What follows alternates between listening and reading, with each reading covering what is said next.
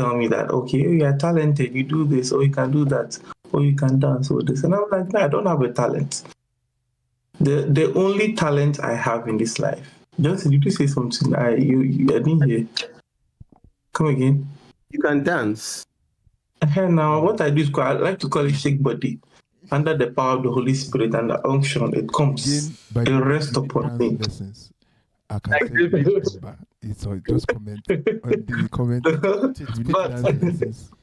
Kojo is that one. He deserves his own. So you fell in love. You took breakfast. You fell in love. I fell in love with the wrong person. I fell in love with somebody. Our brother is standing. 7 times a strong man will fall. 7 times you rise again.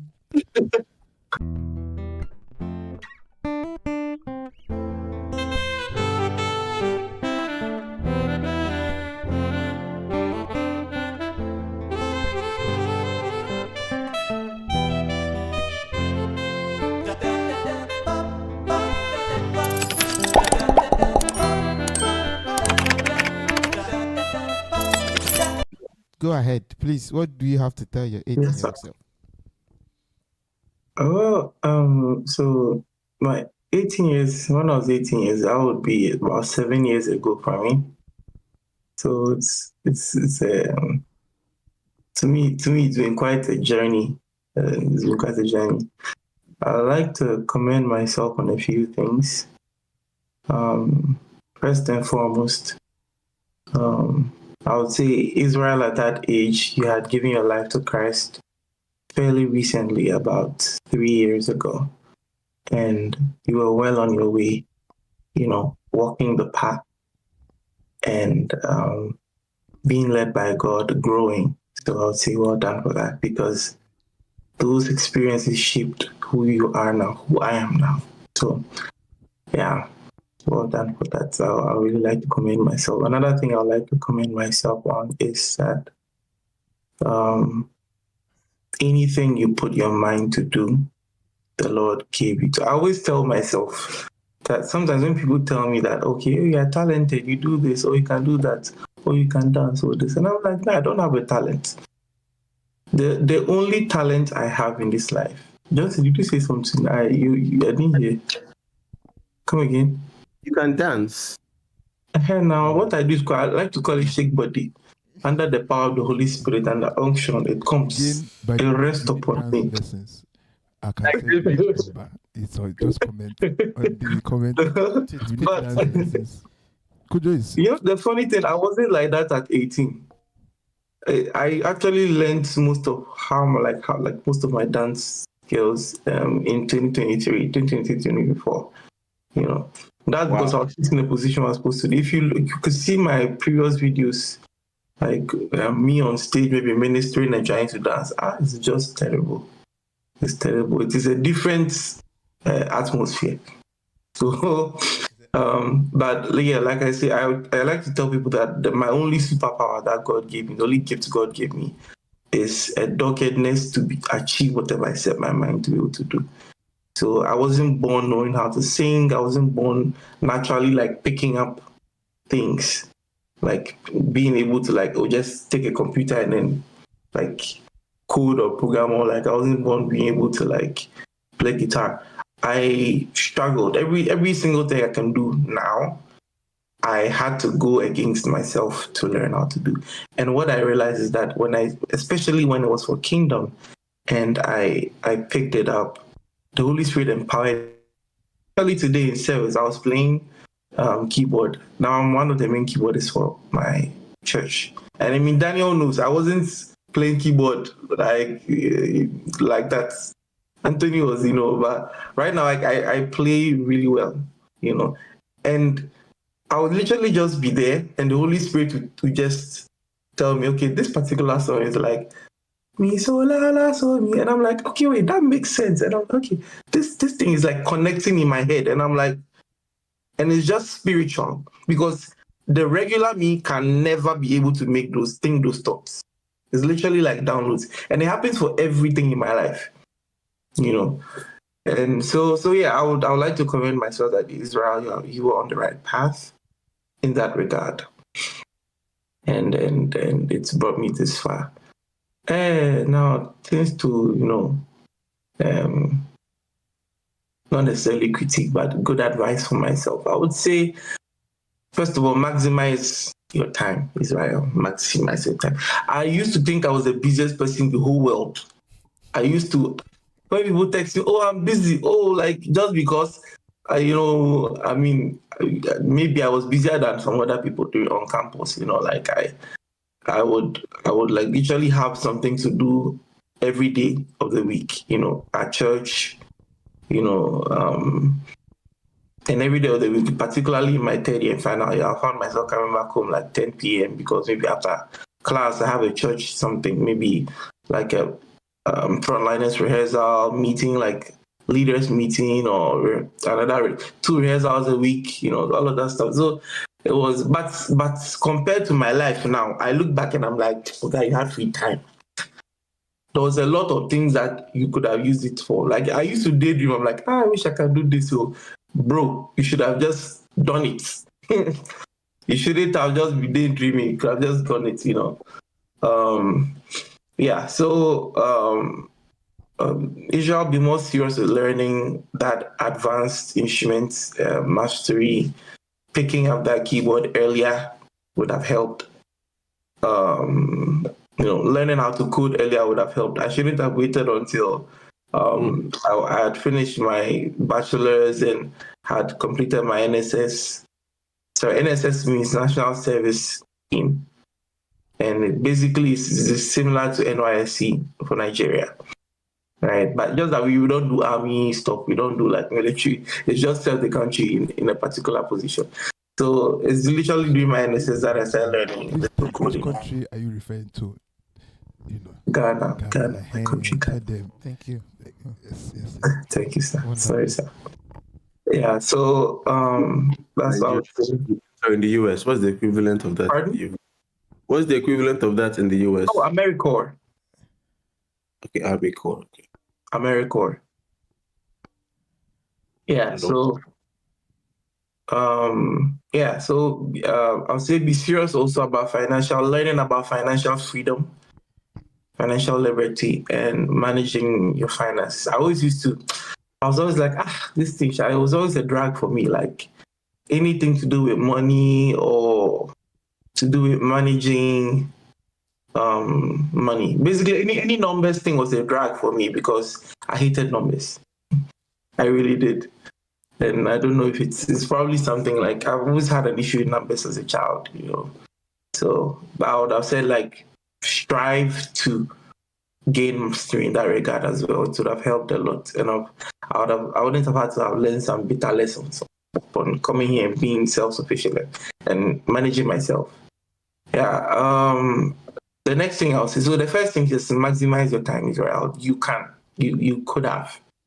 The next thing I would say is be gentle with yourself, because at the age of 18, that was the age, just a short period before I made some really, really bad life choices. Okay, to me, they were really, really bad because I didn't have to toe those lines.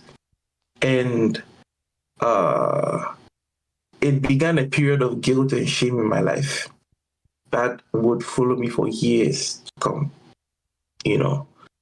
And knowing now what I know, I know that God intended to use me even in those circumstances, because those circumstances put me in a position where I was able to help people in a similar position.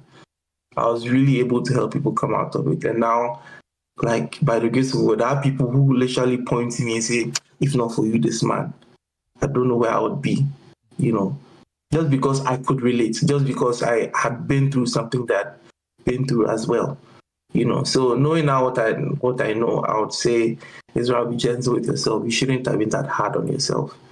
You shouldn't have allowed guilt to dumb down your experience with God as at during those years. You shouldn't have allowed it to keep you from fellowshipping more with God as you could have. I literally, there was a time in my life I I could spend hours and hours in God's presence, just on the word, just reading, just meditating, just downloading things, But after those things happened, whenever I'll come before God, it's just guilt. And it made me not even want to even come before his word again, Maybe I would pray or I would, read devotional, but to sit down like I used to spend hours, literally sometimes from like 2 a.m. to like 4 a.m. or 5 a.m. I'm on this Bible. It was so sweet. I remember now and I'm like, how did I lose that? And I think about it and I know it is because of that guilt. And I'm like, Israel, you really shouldn't have. You missed out on a lot because of that. But in all things, God makes it beautiful, because I now understand that God doesn't sweat the little stuff as much as we think, honestly. He's more concerned about you being able to do what you're supposed to do. He's more concerned about he's not looking out to punish me. He's more concerned about, okay, you fell.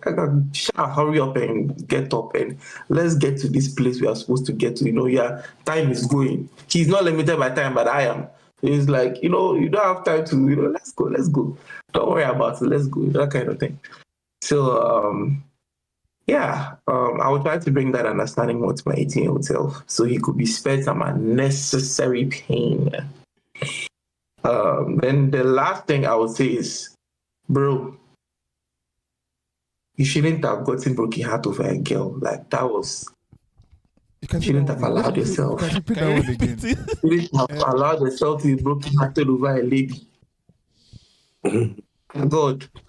That one, I think that one deserves its own. So you fell in love. You took breakfast.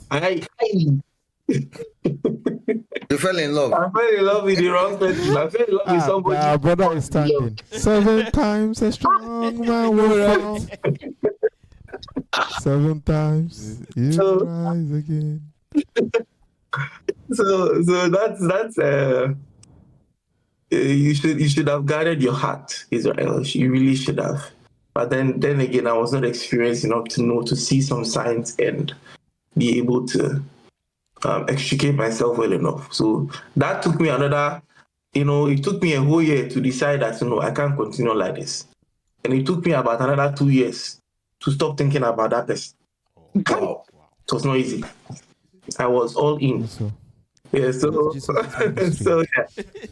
That is I guess that's what you use that 3 years to get over a relationship.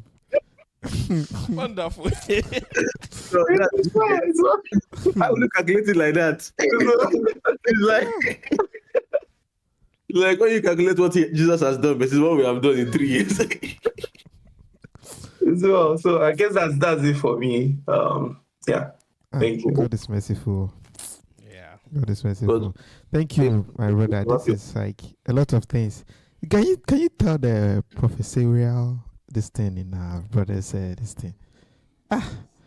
He was like, who Come again? What do we say after this one? This one is like, let's close and go home. The brother said, the day is over. I've even learnt. My 18-year-old self has learnt from my years. I'm sitting here now. Self, I've learned.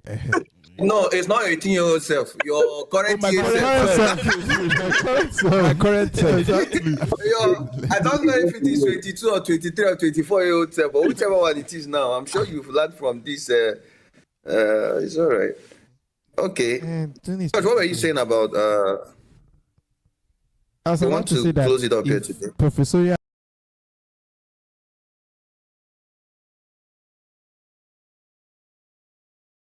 So when I came to college, I was by myself.